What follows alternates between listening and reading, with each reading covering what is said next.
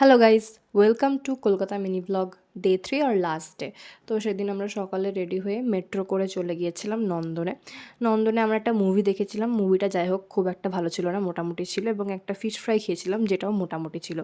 যাই হোক, নন্দন চত্বরটা সুন্দর ছিল। তারপর গিয়েছিলাম আমরা প্রিন্সেপ ঘাট, আর এখানে তো খারাপ লাগার কিছু নেই।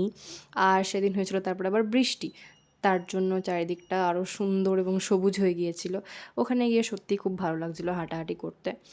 চারিদিকে এত সুন্দর সুন্দর গাছপালা, আর ঠান্ডাও, ভালো ঠান্ডা ওয়েদার ছিল, অ্যাটলিস্ট বৃষ্টি পড়েছিল বলে। তো ওখানে একটা জায়গায় চাট বিক্রি হচ্ছিল, চাটটা খেতে ভালো ছিল ওই ফিশ ফ্রাইটার থেকে। যাই হোক, তারপর আমরা কিছুক্ষণ ওখানে বসেছিলাম, এক্স্যাক্টলি ক্যাবের ওয়েট করছিলাম। ক্যাব চলে আসলে আমরা ওদিক থেকে গড়িয়াহাট গেছিলাম শপিংয়ের জন্য। শপিং কমপ্লিট হয়ে গেলে আমরা বাড়ি ফিরে গিয়েছিলাম। বাড়ি ফিরে আমরা আবার একটু বেরিয়েছিলাম পাটুলিতে। খুব সুন্দর দেখেছিলাম এইটা, যাওয়ার সময় ভেবেছিলাম এখানটা দেখতে আসবো, তো এটাই দেখতে এসেছিলাম। এখানে খুব সুন্দর সুন্দর স্ট্যাচু তৈরি করা আছে, যেটা দেখে খুবই ভাল লাগছিলো। বিশ্ব বাংলা গেট, দুর্গা ঠাকুরের, তারপরে এরকম দক্ষিণেশ্বর টেম্পেলের ওরকম অনেক স্ট্যাচু তৈরি করা ছিল।